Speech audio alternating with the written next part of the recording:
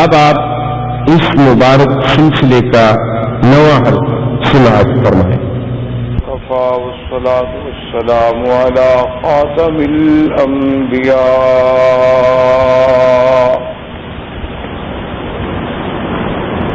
سيدنا وحبيبنا وشفيعنا محمد المصطفى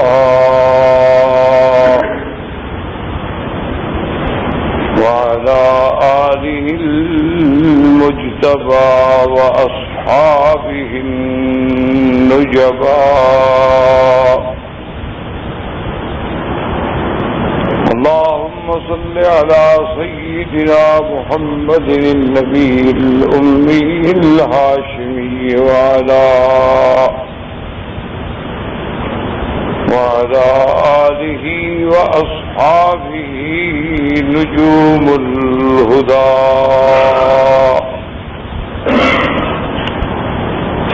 أما بعد فقد قال الله تبارك وتعالى في القرآن المجيد والفرقان الحميد أعوذ بالله من الشيطان الرجيم بسم الله الرحمن الرحيم هو الذي أنزل عليك الكتاب منه آيات محكمات هن أم الكتاب وأخر متشابهات وأما الذين في قلوبهم زيغ فيتبعون ما تشابه منه ابتغاء الفتنة وابتغاء تأويله وما يعلم تأويله إلا الله والراسخون في العلم يقولون آمنا به كل من عند ربنا وما يتذكر إلا أولو الألباب قال النبي صلى الله عليه وسلم إن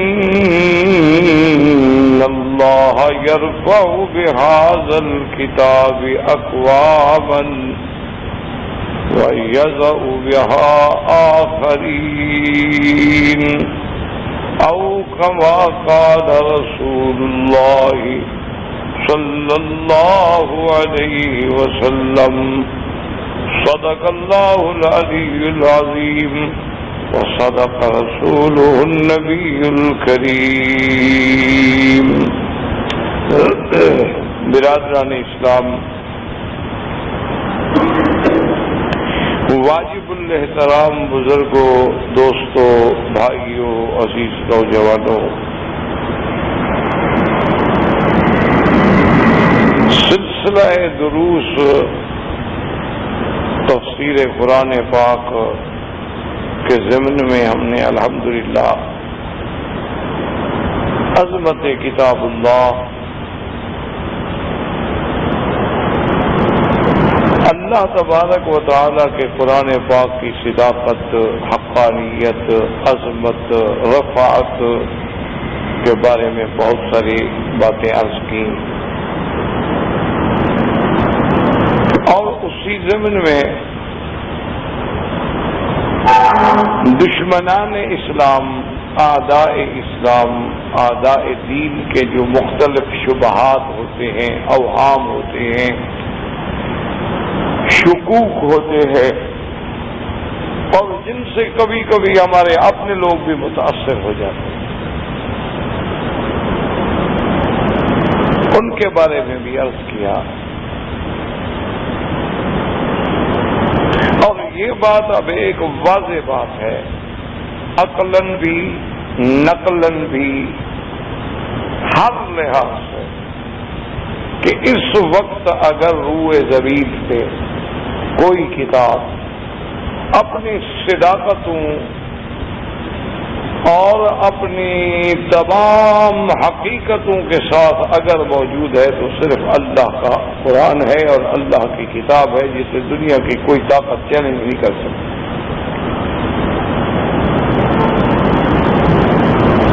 اسی ضمن میں قرآن پاک میں بعض چیزیں جو ہیں جو مصطلحات علم میں ناسخ اور منسوخ کا مسئلہ ہے،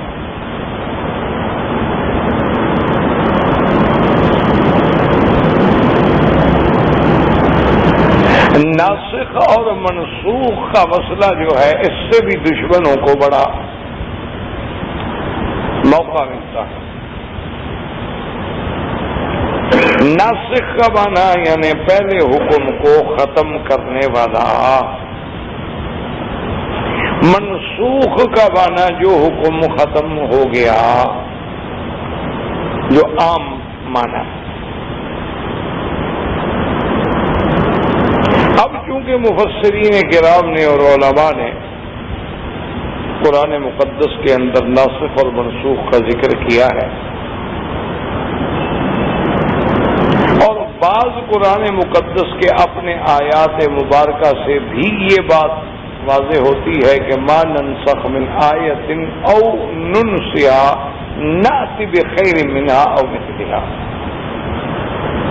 کہ اگر ہم کوئی آیت منسوخ کر دیتے ہیں تو ہم اس جیسی یا اس سے بہتر لاتے ہیں۔ تو اب ناسخ اور منسوخ کو سمجھیں، کیونکہ اس سے بہت بڑا اعدائے اسلام نے اس سے بہت بڑا اچھالا ہے اس بات، کیونکہ وہ یہ کہتے ہیں جی کہ ناسخ اور منسوخ کا کیا معنی ہوا کہ ایک حکم دیا گیا پھر اس حکم کو اللہ نے منسوخ کر دیا، تو نعوذ باللہ اس سے دو باتیں معلوم ہوتی ہیں کہ یا تو پہلا حکم غلط تھا، اس کو ختم کر کے دوسرا حکم دینا پڑا۔ تو مسلمانوں کا تو یہ اعتقاد ہے کہ اللہ تبارک و تعالی غلطیوں سے پاک ہے، تو پھر پہلا حکم کیوں ختم کیا گیا؟ اچھا، دوسری بات یہ ہوتی ہے کہ بر بنا جہل نہ ہو تو ایک حکم دے تو دیا لیکن بھول گئے،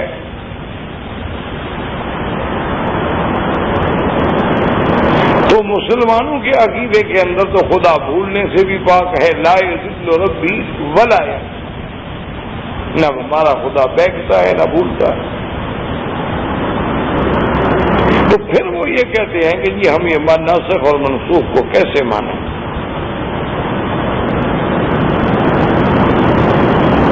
اچھا، اب جناب ناسخ اور منسوخ کے معاملے کے اندر بھی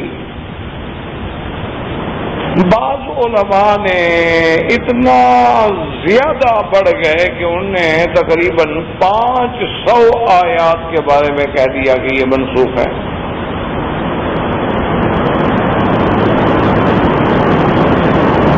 حالانکہ ہم ناسخ اور منسوخ کا انکار نہیں کر رہے، لیکن بات کو سمجھیں۔ اچھا، پھر منسوخ کے بارے میں بھی انہوں نے بہت سارے اقسام بنائے۔ کیا بنا کہ بھی یا تو ایک حکم حدیث میں ہے اور قرآن نے اس کو منسوخ کر دیا، یا قرآن کے حکم کو حدیث نے منسوخ کر دیا،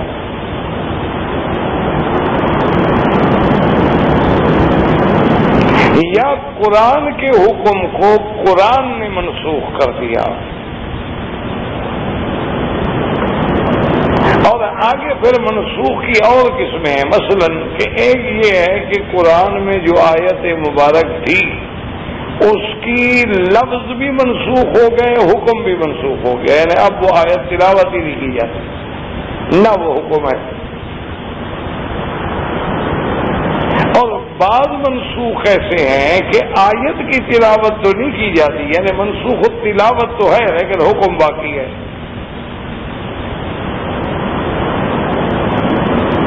اور بعض ایسی آیات مبارکہ ہیں کہ وہ منسوخ التلاوت بھی ہے، منسوخ الحکم بھی ہے، یعنی نہ حکم باقی نہ آیت باقی.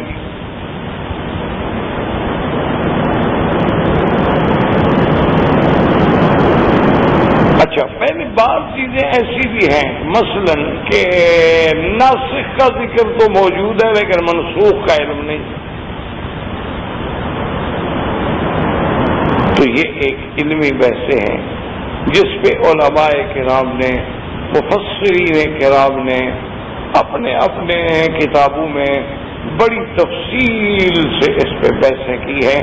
لیکن ایک عالم کے لیے یا ایک مومن کے لیے تو الحمدللہ کوئی مشکل بات نہیں، اس کا تو اللہ کے رسول پہ ایمان ہے. سب سے بڑی مشکل تب ہوتی ہے کہ جب ان ابحاث کو دشمن کے سامنے رکھا جاتا ہے تو اب یہ ہمارے لیے مشکل پیدا کرتی ہے.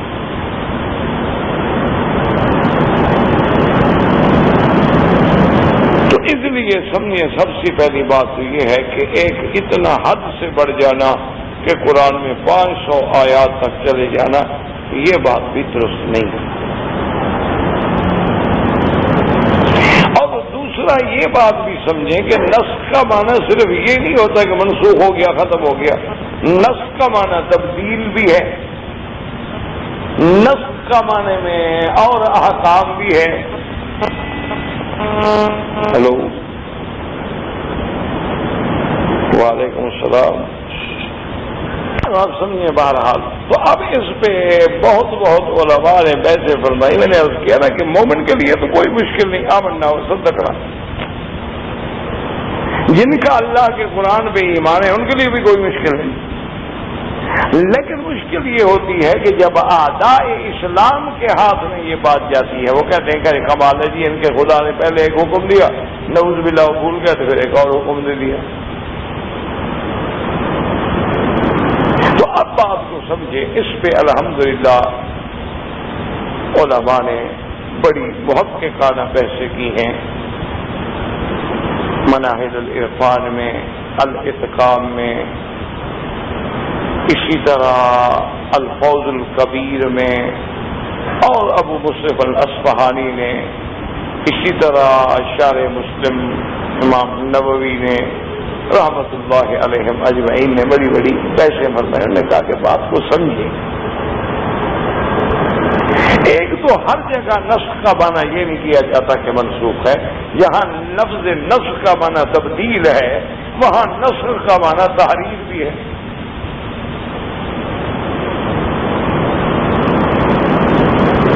اللہ نے فرمایا کہ کنا نستنسخ منکم، جو کچھ کر رہے ہو لکھا جا رہا. تو وہاں نسخ مانے تحریف. وفی نسختها ہدی ورحمہ، اللہ کے قرآن میں نسخہ کا لفظ ہے، وہاں بھی تحریر ہے. اچھا، اسی طرح اللہ کے فرشتے جو ہیں وہ لوح محفوظ میں جو قرآن محفوظ ہے اس کو نسخ کرتے ہیں، یعنی نقل کرتے ہیں. اسی طرح محاورات عرب میں آتا ہے نسخت الکتاب، یعنی میں نے کتاب کو نقل کیا.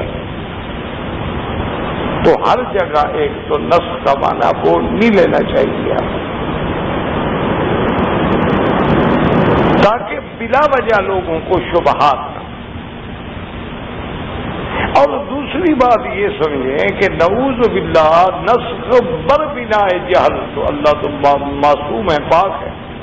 اللہ کی ذات تو تمام صفات نقصان سے پاک ہے، منزہ عن سائر صفات النقص والعجز والاختلاف. تو دراصل اس کو یوں ایک مثال سمجھیں، جیسے آپ ڈاکٹر حضرات ہیں، اب ایک مریض آیا یا آپ نے میری مرض کی کیفیت کا ملاحظہ کیا، آپ نے ایک نسخہ مجھے دی کہ جی یہ دوائیں استعمال کریں، اور 5 دن کے بعد مراجعہ کریں. 5 دن کے بعد جب میں آیا تو ڈاکٹر صاحب نے پھر ساری چیک اپ کی اور دیکھنے کے بعد نے کہا جی یہ جو دوائیں میں نے 5 لکھی تھی نا، اب ان میں ان 3 دواؤں کو تو میں کاٹ دیتا ہوں، ان کی ضرورت نہیں ہے، لیکن 2 دوائیں جو ہیں ابھی مزید آپ 1 ہفتہ استعمال کریں اور پھر مجھے دکھائیں. اب ایک ہفتے کے بعد پھر میں ڈاکٹر صاحب کی خدمت میں آ گیا. انہوں نے پھر چیک اپ کی.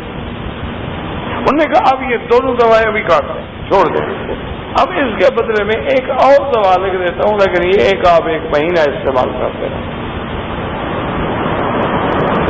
تو اب کوئی بے وقوف ہی کہہ سکتا ہے نا کہ ڈاکٹر صاحب نے پہلے جو دوا لکھی تھی اگر وہ صحیح تھی تو پھر کاٹ کیوں دی, اور غلط تھی تو لکھی کیوں تھی,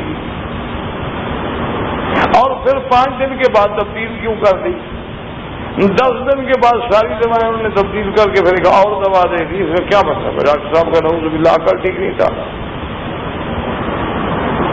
لیکن جو سمجھدار آدمی ہے وہ کہے گا میرے بھائی ڈاکٹر نے جو کیا وہ ٹھیک کیا ہے, اس وقت مریض کی حالت کا تقاضا یہ 5 دوائیں تھیں. اب دوائیوں کے استعمال کے بعد اس میں تبدیلی آئی ہے, اب 3 دواؤں کی ضرورت نہیں رہی, اب صرف 2 کی ضرورت ہے. اب 2 دواؤں کے استعمال کے بعد اور ٹھیک ہو گیا ہے, اب ان 2 کی بھی ضرورت نہیں رہی, اب اس کے بعد ایک اور دوائی کی ضرورت ہے. تو جیسے جیسے کیفیات بدلتی گئی ڈاکٹر اس کا بدلتا گیا. کوئی اس کو تانا نہیں دے سکتا کہ جی پہلا آپ نے کیوں بدل دیا, اور اگر وہ صحیح تھا تو پھر آپ نے کیوں کاٹ دیا, اگر غلط تھا تو آپ نے مجھے کیوں استعمال کرایا. وہ یہ جہالت ہوگی. عقل والا آدمی یہی کہے گا. ہیلو بس وہی تو میں درس میں. بہرحال یہ عالم جو ہے وہ یہ ہے کہ ہم کہیں گے کہ ڈاکٹر نے صحیح لکھا ہے. اب اسی کو سمجھیں کہ اللہ نے اگر ایک حکم دیا ہے بالکل صحیح, اس کے بعد اگر حکم آیا وہ بھی بالکل صحیح. وہ تو بندوں کے حالات کا تقاضا یہ تھا, اس وقت وہ اس حکم کے محتاج تھے, اللہ نے وہ حکم دے دیا. اس کے بعد ان میں تبدیلی آئی, وہ اور حکم کے محتاج تھے, اللہ نے دوسرا حکم بھیج دیا. اس میں نعوذ باللہ خدا کے بھول جانے کی یا اللہ کی طرف نعوذ باللہ بددیانتی سے خدا کی ذات کے بارے میں کوئی نازیبا نسبت کرنے کا کسی کو کیا حق ہے. اچھا دوسری بات یہ بات یاد رکھیں, بعض علماء نے فرمایا کہ کبھی کبھی ایک حکم عام ہوتا پھر اللہ اس کو خاص کر دیتے ہیں, تو وہ مخصوص تو ہوتا ہے, یہ نہیں کہ پہلا منسوخ ہو گیا. لیکن لوگوں نے مخصوص اور منسوخ میں بھی فرق نہ کیا, سب کو منسوخ کرتے چلے گئے. تیسری بات یہ یاد رکھیں کہ بھی اللہ تبارک و تعالی نے ایک حکم دیا ہے, وہ حقیقتاً بے اعتبار اصل کے تو باقی رہتا ہے. مثلا اللہ نے سب سے پہلے اپنے پاک نبی کو حکم دیا کہ یا ایھا المزمل قم الليل الا قليلا نصفه او انقص منه قليلا او زد عليه ورتل القرآن ترتیلا. اللہ نے حکم دیا کہ میرے مدنی محمد مصطفیٰ صلی اللہ علیہ وسلم اب آپ رات کو نماز پڑھیں. قم اللیل, تقریباً ساری رات آپ اللہ کا ذکر کریں, الا قلیلا, مگر تھوڑا سا آرام بھی کر لیں. آگے تفسیر آئی نصفہ, یا تو آدھا آرام کریں اور آدھا اللہ کی یاد میں گزاریں. او انقص منہ قلیلا او زد علیہ, کیا مانا؟ یا آدھی رات تلاوت آدھی رات آرام, یا 2 حصے رات کے تلاوت 1 حصہ آرام, یا 2 حصے رات کے الآرام اور 1 حصہ تلاوت. یہ اللہ نے حکم دیا. نبی علیہ السلام صحابہ سب ساری رات تہجد میں کھڑے. اب اسی صورت مبارک کے آخر میں آیا علم ان سیکون منکم مرضی وآخرون یضربون فی الارض یبتغون من فضل اللہ وآخرون یقاتلون فی سبیل اللہ. اللہ نے فرمایا, اب اللہ نے مہربانی فرما دی, چونکہ اللہ جانتے ہیں کہ تم لوگ تجارت پہ بھی جاتے ہو، جہاد پہ بھی جاتے ہو، محنت اور مشقت بھی کرتے ہو اور کام بھی کرتے ہو، تو اب آدھی آدھی رات یا 2 حصے رات کا جاگنا چونکہ تمہارے لیے بڑا شاق گزر رہا ہے، تو اس لیے حکم ہے فقرؤوا ما تیسر من القرآن، اب اللہ جتنی توفیق دے اتنی نماز پڑھ لو بس، اب پابندی نہیں کہ تم آدھی رات جاگو یا 2 حصے رات کے جاگو یا 1 حصہ رات کے جاگو، اللہ جتنا توفیق دے، آدھا گھنٹہ 15 منٹ 20 منٹ 2 رکعت پڑھنے کا ٹائم، جتنا توفیق ہو نماز پڑھ لو، تہجد گزار بن جاؤ، آخری رات کے ذکر میں شامل ہو جاؤ، لیکن اب تمہارے لیے وہ پابندی نہیں ہے ان اوقات کی کہ آدھی رات پوری لگانی ہے یا 2 حصے رات کے لگانے ہیں، تو اس لیے علماء کہہ دیتے ہیں کہ گویا وہ پہلا حکم جو تھا منسوخ کر دیا گیا۔ لیکن اگر آپ ٹھنڈے دل سے غور کریں، آج بھی اگر کوئی آدمی ساری رات تہجد پڑھے تو کیا گناہ ہے؟ ایک بات تو سمجھ، آج بھی اگر ایک آدمی ساری رات طواف میں گزار دی، ساری رات اس نے قرآن کی تلاوت کرتے کرتے گزار دی، کتنے لوگ ہیں جو عشاء کے وضو سے صبح کی نماز پڑھتے تھے، تو کیا کہیں گے ہم کہ سب گناہ گار ہیں، کیوں اتنا وقت لگایا اللہ کی عبادت؟ تو مانا یہ ہے کہ وہ پہلے والا حکم جو ہے وہ اس میں بعد میں اللہ نے رعایت تو دے دی، لیکن یہ نہیں کہ وہ بالکل منسوخ اور باطل ہو گیا، اب اس میں کوئی عمل ہی نہیں کر سکتا۔ اللہ نے اپنے بندوں کے لیے ایک رعایت کا حکم تو جاری فرما دیا، لیکن پہلا حکم بھی موجود ہے، لہذا اس کو ہم یہ کیوں کہیں کہ منسوخ ہو گیا، بلکہ ہم یہ کہیں گے کہ اللہ نے رعایت فرما دی۔ اللہ تبارک و تعالیٰ نے ایک دوسرا حکم دے کہ اپنے بندوں کو، اپنے بندوں کے حالات کے پیش نظر ان کے لیے وہ جو مقام عظیمت تھا وہ رخصت آ گئی کہ بھئی تم سفر میں ہو، تم جہاد میں ہو، تم مجاہد ہو، مجاہد فی سبیل اللہ ہو، لإعلاء کلمت اللہ، اور اب تمہارے لیے روزہ رکھنا، اب تمہارے لیے اتنی لمبی تہجد پڑھنا مشکل ہے، تو اللہ پاک نے رعایت فرما دی، فرمایا فقرؤوا ما تیسر منہ، جتنی ہو سکے پڑھ لو، اور اگر نہ بھی ہو سکے تو نفلی عبادت۔ بعض علماء نے جو بات کی انہوں نے کہا کہ پہلے چونکہ نمازیں فرض نہیں تو گویا یہ ایک فرض کا مقام رکھتی تھی تہجد، جب اللہ نے 5 نمازیں فرض کر دی تو اس کی فرضیت جو تھی وہ ختم ہو گئی۔ تو اس لیے یاد رکھیں کہ کبھی ایسا بھی ہوتا ہے کہ ایک حکم آیا ہے، اللہ پاک نے اپنے بندوں کے لیے رعایت کی کہ یہ حکم، اچھا اس وقت جناب جو نماز ہے وہ رات کی تھی، اور رات کی نماز گھر میں پڑھنا افضل، جو کہ حالات کا تقاضا بھی یہ تھا کہ مکے میں اندر کھلے کو نماز کون پڑھ لیتے تھے، اور جب فرائض اللہ آ گئے تو فرض نمازوں کا تو مسجد میں پڑھنا اور جماعت کے ساتھ پڑھنا افضل، تو لہذا جب مدینہ منورہ میں حضور آ گئے تو اب جماعتیں ہو گئی، اب مسجد قباء آ گئی، مسجد بنی عوف آ گئی، اس کے بعد مسجد نبی صلی اللہ علیہ وسلم مدینہ منورہ کی آ گئی، تو اب کھل کے جماعت کے ساتھ پڑھنے کا حکم دے گیا۔ تو یہ تو حالات کے مطابق حکم ہے، اس کے اندر کسی کو اعتراض کرنے کا کیا خاطر ہے؟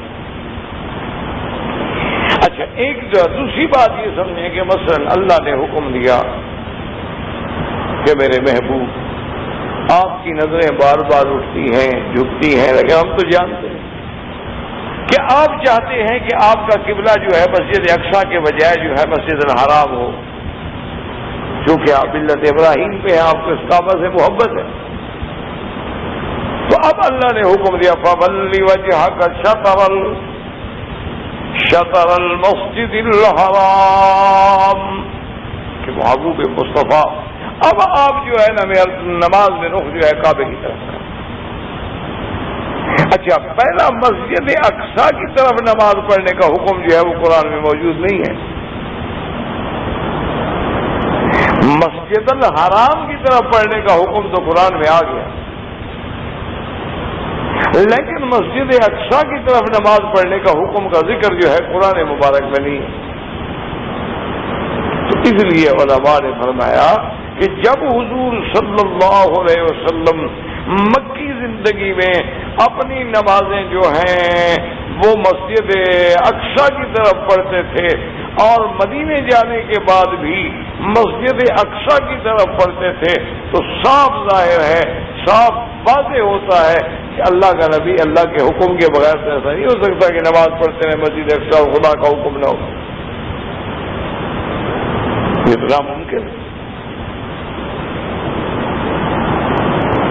تو اس کا مطلب یہ ہے کہ اللہ کے پیغمبر کو پہلے اس طرف نماز پڑھنے کا حکم تھا، چاہے اس کا ذکر نہ بھی ہو، ورنہ تو حضور کبھی نماز نہ پڑھتے۔ آپ مکے میں بھی نماز پڑھ رہے ہیں، آپ مدینہ منورہ جانے کے بعد بھی مسجد اقصی کو نماز پڑھے، لیکن تمنا تھی کہ ادھر میرا قد نرا تقلب وجهك في السماء فلنولينك قبلة ترضاها فول وجهك شطر المسجد الحرام۔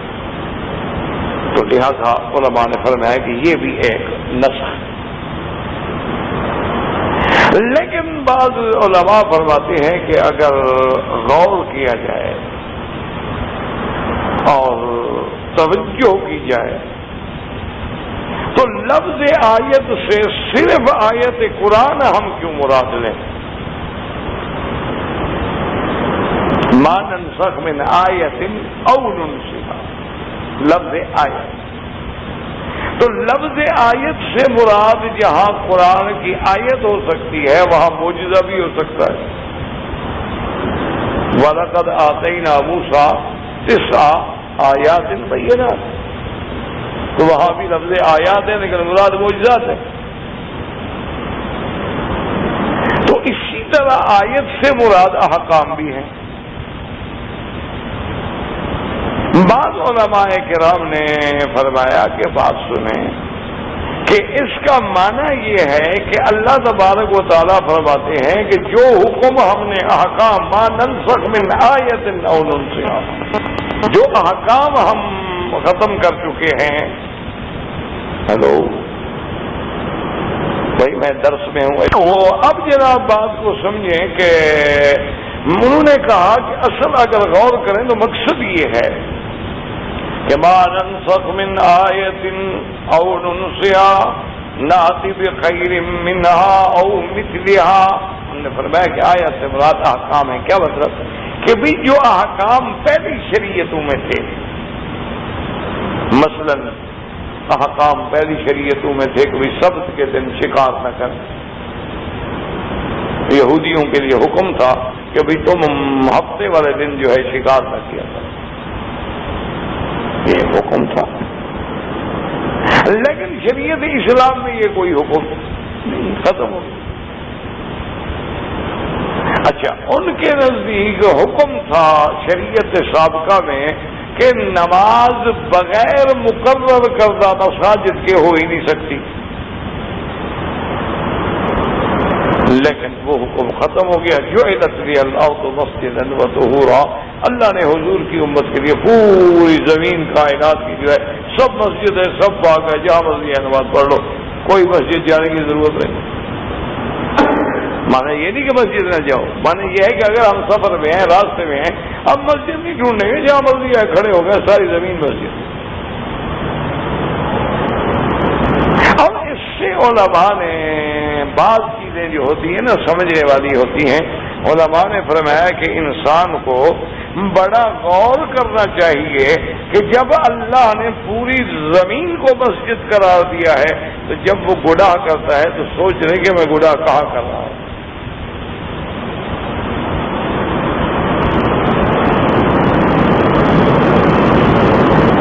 اور ویسے بھی ہر چیز جو ہے وہ گواہی دے گی، اس کو بتا دو، میرے خیال میں اس کا یہ بھی بند ہے، اللہ عالم کہیں باہر سے خیال یہ ہے کام نہیں کر رہا، تو ایسی بھی سارے بند۔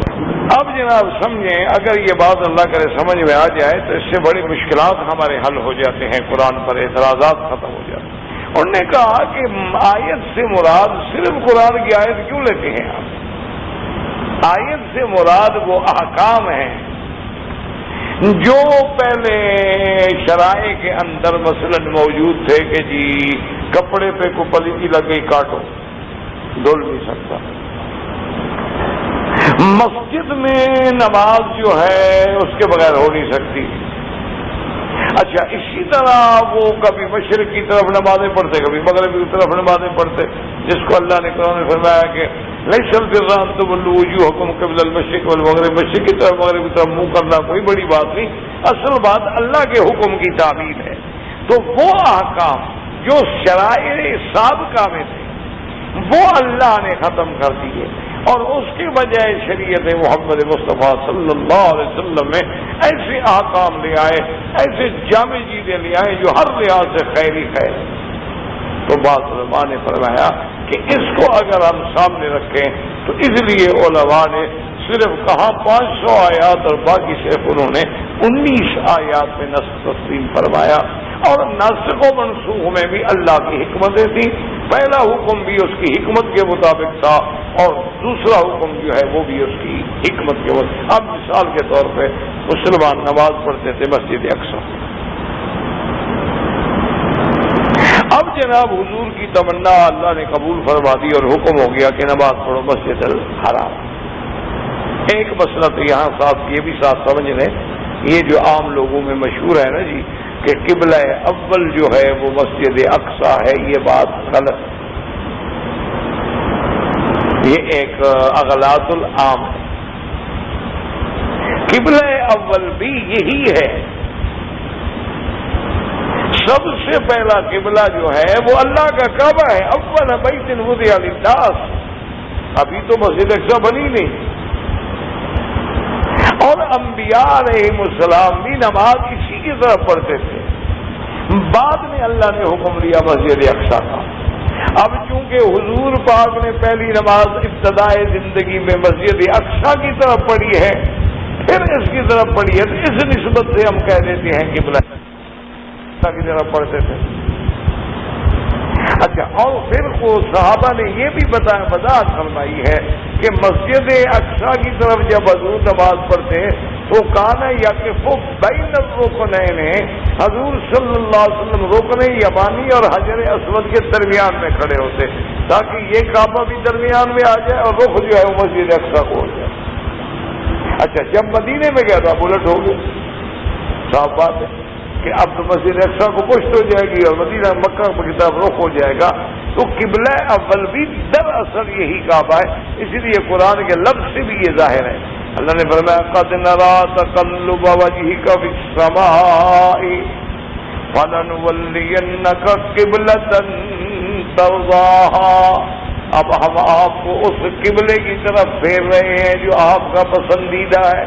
اس کا معنی پہلے سے یہ قبلہ ہے، اگر پہلے سے یہ قبلہ نہ ہوتا تو اللہ قرآن میں کبھی نہ کہتے قبلتن۔ قبلتن ترضاها کا کیا معنی؟ معنی یہ ہے کہ قبلہ تو یہ پہلے سے تھا، لیکن اللہ تبارک و تعالی نے مسجد اقصی کی طرف حکم دیا، اور اس کے بعد جو ہے فولی وجهك شطر المسجد الحرام، اللہ نے پھر حکم دیا کہ اب تم اپنا رخ جو ہے وہ مسجد الحرام کی طرف پھیر۔ اب جناب سمجھیں کہ جب قبلہ مسجد الحرام کا حکم آ گیا اور اللہ تبارک و تعالیٰ کے پیغمبر نے صحابہ کو بتلا دیا، قرآن نازل ہو گیا، صحابہ نے اب قبلہ کی طرف نمازیں پڑھنی شروع کر دیں، تو بعض صحابہ نے ایک سوال، انہوں نے کہا کہ یا رسول اللہ ایک ہمارے لیے مشکل ہے، اشکال ہے۔ تو حضور نے فرمایا کیا اشکال؟ نے کہا رسول اللہ کہ ہمارے جو ساتھی، ہمارے جو بھائی، جو صحابہ مسجد اقصی کی طرف نماز پڑھتے رہے اور فوت ہو گئے، ان کو تو مسجد الحرام کی کوئی نماز ملی ہی نہیں، وہ تو اپنی زندگی میں مسجد اقصی کی طرف پڑھتے رہے، لیکن موت آ گئی۔ اس حکم کے آنے سے پہلے تو انہوں نے قبلے کی طرف تو نماز بھی پڑھی، ان کے بارے میں کیا حکم؟ اللہ نے قرآن نازل فرمایا کہ وما كان الله ليضيع ایمانکم، اللہ نے فرمایا میرے مدعی ان کو بتلا دے کہ ان کی کوئی نماز قضا، ان کی کوئی نماز ضائع نہیں ہوگی، اللہ وہ بھی قبول فرمائیں گے، اور اللہ تبارک و تعالی جو ہے ان کے سارے احکام قبول فرمائیں گے۔ وہ جو نمازیں پڑھی ہیں انہوں نے خود ٹھیک پڑھی۔ اچھا، اب جناب وضاحت آ گئی کہ بھئی ادھر پڑھی ہیں تو ٹھیک ہے اور ادھر پڑھی ہیں تو ٹھیک ہے، تو اس کا کیا مطلب؟ تو اللہ نے وہ بھی قرآن میں فرمایا لیس البر ان تولوا وجوہکم قبل المشرق والمغرب ولكن البر من آمن باللہ والیوم الآخر۔ اللہ نے فرمایا کہ مشرق کی طرف رخ کرو یا مغرب کی طرف، یہ کوئی نیکی نہیں، اصل نیکی تو یہ ہے کہ جو اللہ پر ایمان لائے اور اللہ کے حکم کی تعمیل کرے۔ تو آپ دیکھیں کہ ان میں کتنی بڑی حکمت تھی کہ اگر ساری زندگی صرف مسجد اقصی ہوتا یا ساری زندگی صرف مسجد الحرام ہوتی تو ہندو تو کہتے بھی تو ہم اگر پتھروں کو پوجتے ہیں تم بھی پتھروں کو پوجتے ہو، ہم اگر پتھر کی پوجا کرتے ہیں تو تم بھی پتھر کی پوجا کرتے ہو۔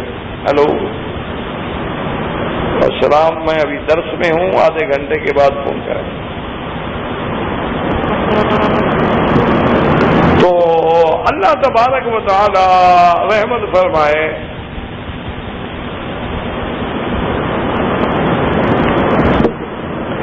کہ کسی کے وجہ کیا تھی کہ پھر تو ہندو ہمیں کہہ سکتے کہ جناب اگر ہم پتھروں کو پوچھیں تم بھی پتھروں کو۔ تو اللہ نے یہ دونوں حکم دے کے کتنا بڑا مسئلہ قیامت تک کے لیے حل کر دیا کہ مسلمان نہ مسجد اقصی کو پوجتا ہے نہ اس کعبے کو پوجتا ہے، وہ تو خالص اللہ کے حکم کا بندہ ہے۔ اللہ نے فرمایا ادھر رخ کر ادھر رخ کر، اللہ میں ادھر رخ کر۔ اس کے نزدیک کوئی پتھر کی عمارت، اس کے نزدیک کوئی پتھر یا کوئی جہت مخصوص جو ہے وہ نہیں ہے کہ جیسے سورج پرستوں کی نماز سورج کے بغیر نہیں ہو سکتی، آتش پرستوں کی نماز جو ہے وہ آتش کے بغیر نہیں ہو سکتی۔ نہیں، ہم تو اللہ کے حکم کے پابند۔ ہوائی جہازوں میں جا رہے ہیں، کعبہ نیچے رہ جائے تب بھی ہم نماز پڑھیں، ہم جناب زمین اپنا آبدوزوں میں سمندر کے نیچے چلے جائیں تب بھی نماز پڑھیں، کیونکہ ہمارا ایمان ہے کہ کعبے کا حکم جو ہے وہ تحت الصلاۃ تک بھی ہے اور آسمان تک بھی ہے، اور اللہ نے جہاں حکم دیا ہم وہی جھک جائیں۔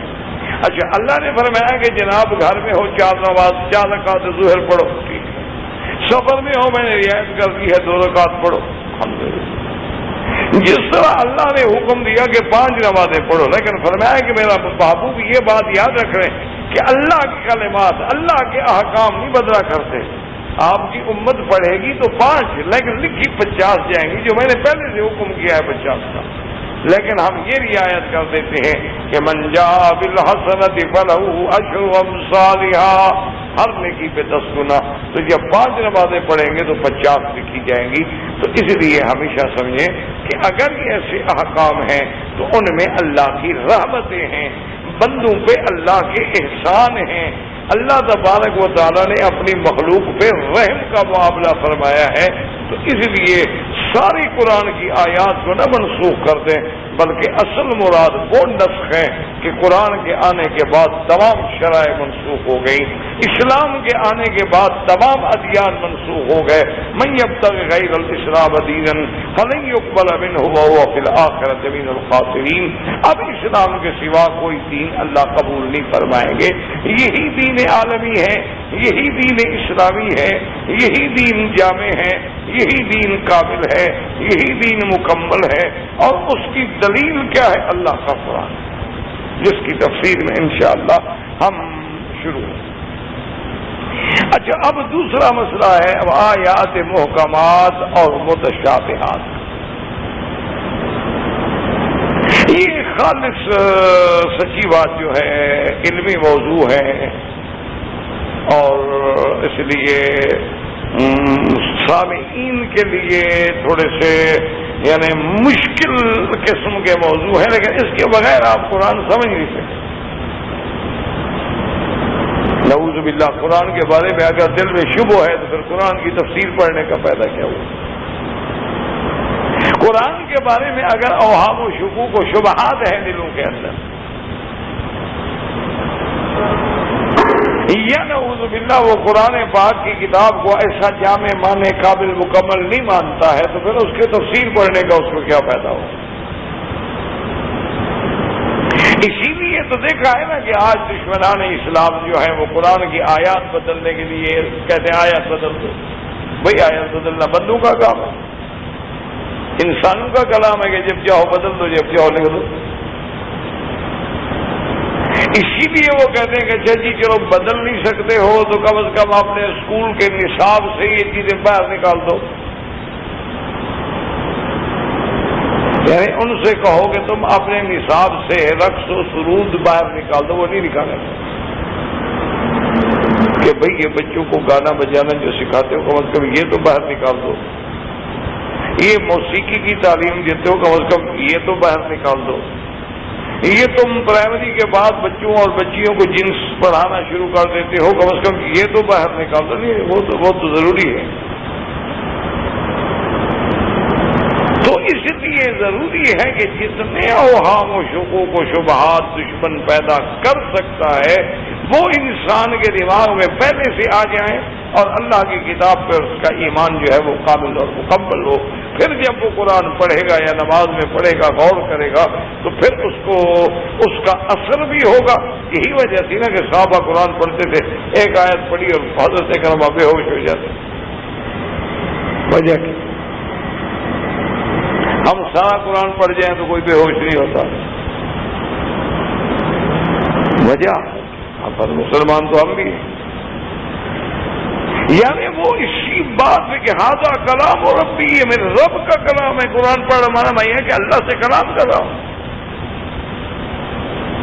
بھائی جب خدا کا قرآن اللہ کا کلام ہے، جو قرآن پڑھ رہا ہے تو بھائی اللہ سے کلام کر رہا ہے. اسی بات پہ ان پر کیفیت ایسی طاری ہوتی تھی کہ بے ہوش ہو جاتے. کوئی وعید کی آیت سنتے تھے تو بے ہوش ہو جاتے. حضرت ابی ہریرہ رضی اللہ تعالیٰ عنہ فرماتے ہیں کہ میں جب مدینہ منورہ میں آیا اور میں نے دیکھا کہ حضور صلی اللہ علیہ وسلم جو ہے وہ مدینہ منورہ میں موجود نہیں، آپ تشریف لے گئے تھے غزوہ خیبر کی. تو جو قائم مقام مصلی پہ نماز پڑھا رہے تھے کہتے ہیں کہ انہوں نے دوسری صورت پہ فجر کی نماز میں جب صورت ویل للمطففین کی تلاوت کی تو کہتے ہیں کہ میں کانپ گیا اور میں اب دل میں سوچ رہا تھا کہ ویل لابی فلان، ویل لابی فلان، ویل لابی فلان، کہ فلاں آدمی کے لیے بڑی ہلاکت ہے. اس نے تو واقعی دو مکیال بنائے ہوئے تھے کہ دینے کے لیے اور ہے اور لینے کے لیے اور ہے. تو جب قرآن پڑھا، قرآن کو کیسے منطبق کر رہے ہیں کہ قرآن نے کہا خبردار ناپ تول میں کمی نہ کیا کرو. یہ نہیں کہ دینے کا اور ہو لینے کا اور ہو. تو کہتے ہیں کہ جب میں نے قرآن کی حیثیت سے فوراً میری نظر گئی کہ فلاں آدمی جو ہے ایسا کرتا تھا اور اس کے دو مکیال تھے، دو سا تھے، دینے والا اور تھا اور لینے والا اور. تو اس لیے ہمیشہ یاد رکھیں جی. اب دوسری بات ہے آیات محکمات اور متشابہات. محکمات کا کیا معنی ہے؟ عقل واضح کھلی ہو، محکم حکم. متشابہات کا کیا معنی ہے؟ متشابہات کا معنی ہوتا ہے اس کی مثل. متشابہات کا معنی ہوتا ہے ہم رنگ، کہ بھی یہ بھی اس کے متشابہ ہے. متشابہات کا کیا معنی ہوتا ہے کہ کوئی ایسی چیز جس کا سمجھنا اتنی آسان نہ ہو. اب قرآن کی آیت ہمیں خود بتاتی ہے کہ اللہ نے جو کتاب اتاری ہے یعنی قرآن اتاری ہے اس میں آیات محکمات بھی ہیں اور وہ اصل کتاب ہے. وَأُخَرُ مُتَشَابِهَاتٌ، اور آیات متشابہات بھی ہیں. اور قرآن یہ بھی بتلاتا ہے کہ أَمَّا الَّذِينَ فِي قُلُوبِهِمْ زَيْغٌ، جن کے دلوں میں کجی ہے وہ تو آیات متشابہہ کے پیچھے پڑھ کے اور فتنے میں پڑ جاتے ہیں. اور جو راسخ فی العلم ہیں، جن کو اللہ نے صحیح علم دیا ہے، وہ کہتے ہیں کہ کل من عند ربنا، تمام آیات اللہ کی طرف سے ہیں. ہم محکمات جو واضح ہیں اس پہ عمل کرتے ہیں، متشابہات پہ بھی ہمارا ایمان ہے، لیکن اس کا اصل جو ہے وہ اللہ جانتے ہیں. یہ جو راسخین فی العلم ہے ان کو اللہ نے علم دیا ہے، لیکن کل من عند ربنا. نا بات سمجھیں کہ اس میں بہت علماء نے بحثیں کی ہیں. وجہ کیا ہے کہ دشمنوں نے آیات متشابہات اور محکمات کو بھی اپنے لیے بہت بڑا ہدف بنایا. انہوں نے کہا کہ جی کمال ہے کہ قرآن ایک جگہ تو کہتا ہے کہ الف لام را کتاب احکمت آیاتہ، کہ قرآن کی ساری آیات جو ہے محکم ہے. اور دوسری جگہ قرآن کہتے ہیں اللہ نزل احسن الحدیث کتابا متشابہا مثانیہ، کہ قرآن اللہ نے جو اتارا ہے متشابہ، اس سے مراد ہوتا ہے کہ سارا قرآن ہی متشابہات. تو نے کہا کیا مطلب جناب؟ اگر محکم ہے تو متشابہ نہیں، اگر متشابہ ہے تو محکم نہیں. تو مسلمانوں کا قرآن کیا کہہ رہا ہے؟ اور ادھر کہتا ہے کہ آیات محکمات بھی ہیں اور متشابہات بھی ہیں.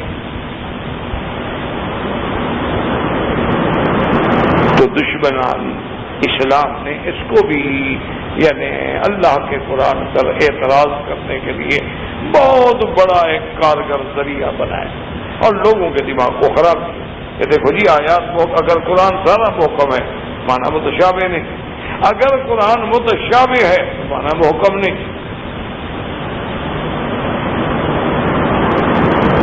اس کے لیے بھی حافظ ابن کثیر رحمۃ اللہ علیہ نے اور بڑے بڑے علماء نے اللہ مفسرین کرام نے کتابوں میں بڑی بڑی بحثیں فرمائی.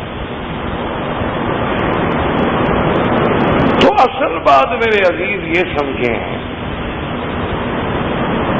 کہ بعض علماء نے فرمایا کہ بھئی محکمات اور متشابہات کا کیا معنی ہے. انہوں نے کہا کہ ہر آیت کا ایک تو ظاہر حکم ہے جو ہمیں سمجھ آ رہا ہے، اور ایک آیت کا بطن ہے جس کا پتہ اللہ کے سوا کوئی نہیں، لہذا وہ متشابہ ہے. بہرحال لوگوں نے کہا تو صحیح لیکن یہ بھی دلیل اتنی قوی نہیں.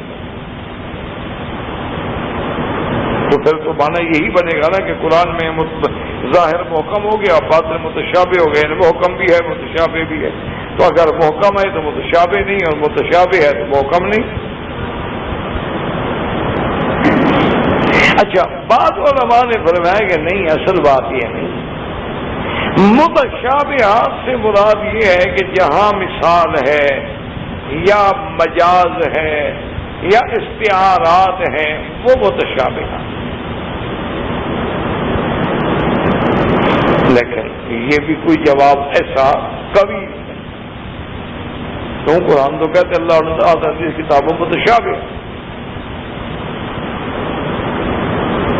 اصل بات جو ہے نا وہ یاد رکھیں، وہ یہ ہے، دو باتیں دماغ میں رکھ لیں. ایک بات تو یہ ہے جو اکثر علماء مفسرین نے سلف صالحین نے فرمایا ہے، وہ یہ ہے کہ بھئی اللہ کے قرآن پہ ہمارا ایمان ہے، اس میں محکمات بھی ہیں متشابہات بھی ہیں، لیکن متشابہات کو ہم محکمات کے سپرد کریں گے، ہم سب پر ایمان لائیں گے. انہوں نے کہا مثلا کہ جیسے اسماء و صفات کی بات ہے، اب اللہ تبارک و تعالیٰ کا عرش پہ ہونا جو ہے یہ تو قرآن کی 17 آیات ہے. الرحمن علی العرش استوى، تو اس لیے ہم کہیں گے کہ استوا معلوم ہے، لیکن وہ کیسے بیٹھے ہیں، وہ کیفیات کیا ہیں تو وہ ہم نہیں بتاتے. یہ متشابہ میں آ گئے. جیسے کہ امام مالک رحمۃ اللہ علیہ سے کسی نے پوچھا کہ بھئی استوا کا کیا معنی ہے، انہوں نے فرمایا استوا معلوم ہو، سب عرب جانتے ہیں، سب لغت والے جانتے ہیں استوا کیا ہوتا ہے، لیکن کیف مجہول، ہم کیفیت میں بحث نہیں کریں گے قطعاً. جیسے کہ آتا ہے کہ اللہ تبارک و تعالیٰ نزول فرماتے ہیں آسمان دنیا پر، آمنا وصدقنا، لیکن کیسے اترتے ہیں؟ کیا جب نیچے آتے ہیں تو آسمان خدا سے اونچے ہو جاتے ہیں؟ اگر ان بحثوں میں پڑھیں گے تو ایمان چلا جائے گا. تو لہذا علماء نے فرمایا کہ بس کل من عند ربنا، جو محکم ہے وہ مان لو، اور جو محکم نہیں متشابہات ہیں ان پر بھی ہمارا ایمان ہے. کہ اللہ کی تمام صفات نؤمن بجمیع اسمائہ وصفاتہ من غیر تعطیل ولا تشبیہ ولا تکییف ولا تمثیل ما اثبتہ فی کتابہ او علی لسان رسولہ صلی اللہ علیہ وسلم، کہ ہمارا اللہ کی صفتوں پہ ایمان ہے، ہم نہ تعویل کریں گے، نہ صفتوں کا انکار کریں گے، اور نہ کیفیت پہ بحث کریں گے، جو اللہ نے قرآن میں حدیث میں فرمایا آمنا باللہ۔ تو بعض علماء نے فرمایا اس سے مراد جیسے ملائکہ، اچھا اب آدمی ملائکہ میں بحث کرے، جی اللہ نے ان کو نور سے بنایا، وہ کیسے ہیں؟ تو ملائکوں کو ہم نے کو دیکھا ہے، کیسے بات کر سکتے ہیں؟ لیکن ملائکہ پر ہمارا ایمان۔ اچھا اسی طرح روح کا معاملہ ہے کہ روح کو ہم مانتے ہیں، لیکن روح ہے کیا؟ اس لیے بعض علماء نے فرمایا کہ جیسے روح ہے، ملائکہ ہے، جنت کی تفاصیل ہیں، جہنم کی تفاصیل ہیں، پل صراط سے گزرنا ہے، اور صحف کا تقسیم انہوں نے کہا کہ یہ جو چیزیں قرآن میں ہیں حق ہیں، آمنا باللہ ہے، لیکن یہ متشابہات میں سمجھ نہیں آتی۔ اتنی بڑی جہنم، اتنی گہری جہنم، اتنی عریض جنت کی عرض السماوات والارض، آمنا باللہ۔ اس لیے والراسخون فی العلم یقولون آمنا بہ کل من عند ربنا۔ تو ایک جواب تو یہ ہے کہ جو متشابہات قرآن میں ہمارا اس پہ ایمان ہے۔ اور بعض علماء نے اس کا ایک دوسرا جواب دیا ہے، وہ یہ ہے، وہ سمجھیں، انہوں نے کہا کہ متشابہات سے مراد یہ نہیں ہے کہ قرآن کی آیات آپس میں نعوذ باللہ ضد ہیں، بلکہ انہوں نے کہا کہ سورت آل عمران جو ہے یہ سورت مدنی ہے، یعنی ہجرت کے بعد نازل ہوئی حضور صلی اللہ علیہ وسلم۔ تو جب ہجرت کے بعد نازل ہوئی تو اب حضور کے سامنے مخاطب کون ہے؟ اہل کتاب، یہود اور نصارہ۔ اور یہود اور نصارہ کا یہ دعویٰ تھا کہ ہم تو صاحب کتاب ہیں، ہمارے پاس تورات ہے، ہمارے پاس انجیل ہے، اور یہ ساری اللہ کی کتابیں ہیں۔ تو اب جناب یہ دیکھیں، وہ کہتے ہیں کہ جب ہمارے پاس خود اللہ کی کتاب موجود ہے تو ہم آپ کی کتاب کیوں مانیں؟ تو یہ لوگ تھے جو اسلام کے مقابل تھے۔ اچھا بعض لوگ جو ہیں وہ یہ سمجھتے تھے کہ بھئی کچھ ہمارے قرآن میں آیات جو ہیں متشابہات، یعنی ان احکام سابقہ سے، تورات سے، انجیل سے بھی ملتی ہیں، ان کے متشابہ ہیں، ان جیسی ہے، لہذا ہم تورات کو کیوں نہ دیکھیں، کیوں نہ فائدہ اٹھائیں؟ اس کی ایک حدیث میں مثال بھی موجود ہے کہ ایک دن سیدنا عمر رضی اللہ تعالی عنہ حضور کی مجلس میں بیٹھے تورات کے اوراق کا مطالعہ کر رہے تھے۔ حضرت ابو بکر نے دیکھا کہ حضور کا چہرہ مبارک غصے سے سرخ ہو رہا ہے، تو انہوں نے کہا کہ عمر کیا کر رہے ہیں؟ دیکھتے نہیں حضور کا پاک صلی اللہ علیہ وسلم ناراض ہو رہے ہیں؟ تو حضرت عمر نے فوراً کہا رضینا باللہ ربا وبالاسلام دینا وبمحمد نبیا، کہ یا رسول اللہ صلی اللہ علیہ وسلم ہم نے اپنے اللہ کی ربوبیت کا اقرار کیا، اسلام کو اپنا دین سمجھا، آپ کی نبوت اور رسالت پہ ہم نے اقرار کیا، پھر آپ کس بات پہ ناراض ہو رہے ہیں؟ اب حضور جوش میں آئے، فرمایا عمر تم تورات قرآن کے ہوتے ہوئے تورات دیکھ رہے ہو، لو کان موسیٰ حیا ما وسعہ الا اتباعی، آج اگر موسیٰ علیہ السلام بھی زندہ ہوتے ان کو بھی میری اتباع کے بغیر جانا نہ ہوتا، تو جب قرآن موجود ہے تو اب تورات دیکھنے کا کیا مطلب؟ تو اس لیے علماء نے فرمایا کہ دیکھو جیسے اللہ نے قرآن اتارا اسی طرح اللہ نے سابقہ کتابیں بھی اتاری، اس لیے قرآن کہتے ہیں ان ھذا لفی الصحف الاولی صحف ابراہیم وموسیٰ، اور کہیں قرآن کہتا ہے وَإِنَّهُ لَفِي زُبُرِ الْأَوَّلِينَ۔ تو اب قرآن کے ان آیات کو سمجھو، وَالَّذِي أَنزَلَ عَلَيْهِ آیات وَالَّذِي أَنزَلَ عَلَيْهِ الْكِتَابَ، جس نے کتاب اتاری آیات محکمات ہن ام الکتاب. تو بعد میں فرمایا کہ قرآن جو ہے یہ اٹل حقیقت، قرآن جو ہے یہ کامل ہے، مکمل ہے، اٹل ہے، جس میں کسی قسم کا کوئی لچک نہیں ہے. اور پھر قرآن جو ہے اس نے جو سابقہ دین، سابقہ کتابوں کی اچھی چیزیں جو تھیں تمام علوم کو اللہ نے اس قرآن کے اندر بھی ذکر کر دیا. ہن ام الکتاب، مانا ماں کیا مانا؟ جیسے ماں شفقت سے اپنی گود میں سب کو لے لیتی ہے، اسی طرح قرآن نے سابقہ علوم کو بھی اپنے اندر لے لیا. تو یہ ام الکتاب ہو گئی. اچھا وَأُخَرَ مُتَشَابِهَاتٍ، اور بعض آیات ایسی ہیں، بعض احکام ایسی ہیں جو سابقہ کتابوں سے ملتے جلتے ہیں، لیکن ان سابقہ کتابوں میں وہ احکام اپنی اصل حالت میں ہیں کہ بدل دیے گئے ہیں. لہذا تم ان کے پیچھے نہ پڑو، ان کے پیچھے نہ لگو، ان کو چھوڑ کے فقط قرآن کو پکڑو. ان کی تعویل میں بحث میں نہ پڑو کہ یہ حکم تورات میں جو ہے واقعی خدا کا ہے یا تحریف ہے، اس بحث میں نہ پڑو. تمہارا کام صرف یہ ہے کہ قرآن کو پکڑو، کہ تم اللہ کے قرآن پر ایمان لے آؤ. تو انہوں نے فرمایا کہ متشابہات سے مراد صرف یہ نہیں ہے کہ قرآن پاک، بلکہ سابقہ کتابوں کے اندر جو تھی ان کے متشابہات ہمارے قرآن کے اندر ہیں. لیکن جب قرآن کا حکم واضح ہے تو ہمیں واضح حکم پر عمل کرنا چاہیے، نہ کہ ہم ان کتابوں کے پیچھے پڑ جائیں، کیونکہ ان کی کتابوں میں تو تحریف ہو چکی ہے.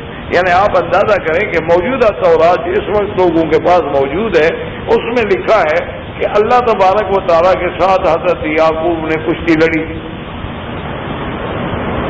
یہ تورات جو موجود ہے اس میں لکھا ہوا،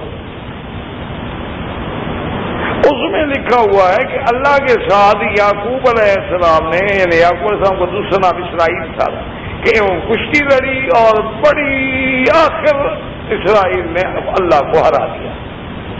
اچھا خدا ہے کہ جیسے یعقوب بھی غالب آ گئے، یہ تورات میں لکھا ہوا. اچھا تورات میں یہ بھی لکھا ہوا ہے کہ جب قوم نوح پہ طوفان آیا تو فرشتے روتے ہوئے گئے، انہوں نے اللہ کو جا کے خبر کی کہ یا اللہ آپ کا کنبہ، آپ کا ایال، چونکہ الخلق ایال اللہ، آپ کا کنبہ جو ہے وہ تو ڈوب رہا ہے. کہتے ہیں خدا رونے کے بیٹھ گیا، آنکھیں بھی سرخ ہو گئی. یہ تورات اللہ میں رونے لگ گیا کہ اب کیا کریں، بولا تو کنبہ ڈوب رہا ہے. اچھا خدا ہے بس. اچھا یہ اللہ پاک رحمت فرمائے، ہمارے جو بعض حلوائی ہیں نا، انہوں نے بھی اپنی کتابوں میں لکھا ہے، انہوں نے بھی اپنی کتابوں میں لکھا ہے کہ پیران پیر کو دستگیر کیوں کہتے ہیں. تو انہوں نے کہا کہ اصل وجہ یہ تھی کہ اللہ پاک اور پیران پیر جنت میں سیر کر رہے تھے، واک پہ نکلے تھے دونوں کٹے، اللہ بھی یہاں اور پیران پیر ہاتھ میں ہاتھ ڈالے سیر کے نکلے تھے، برسٹ واک کر رہے تھے. اور وہاں کیلے کا ایک چھلکا پڑا تھا تو اللہ میاں کا پاؤں نعوذ باللہ پھسل گیا. تو پیران پیر نے اللہ میاں کو پکڑ کے تھام لیا. تو اللہ نے فرمایا آج کے بعد تم دستگیر ہو گئے، تم نے میرا ہاتھ پکڑ کے مجھے بھی تھام لیا. نعوذ باللہ ثم نعوذ باللہ ثم نعوذ باللہ. یہ پیچھے کیوں رہتے جی؟ بہرحال انہوں نے تورات بدلی ہے تو انہوں نے بھی تو کچھ بدلنا تھا نا، یہ کیوں پیچھے رہتے؟ یہ تو تکابر ہے نا. اب آپ دیکھیں نا کہ یہودیوں نے کیا کہا تھا کہ عزیر اللہ کا بیٹا ہے. قالت الیہود عزیر ابن اللہ وقالت النصارى مسیح ابن اللہ. عیسائیوں نے کہا حضرت عیسیٰ خدا کا بیٹا ہے، یہودیوں نے کہا حضرت عزیر خدا کے بیٹے ہیں. مکے کے مشرکین نے کہا ہم کیوں پیچھے رہے، انہوں نے کہا الملائکۃ بنات اللہ، جتنے فرشتے ہیں سب اللہ کی لڑکیاں ہیں. اچھا وہ ہمارے جاہل جیسے انہوں نے کہا قبال ہے، یہودی بھی نمبر لے گئے، عیسائی بھی نمبر لے گئے، مکے کے مشرکین بھی نمبر لے گئے، ہم کیوں پیچھے؟ انہوں نے کہا کہ نہیں نہیں یہ سارے غلطی پہ ہیں، محمد مصطفیٰ خود خدا ہے.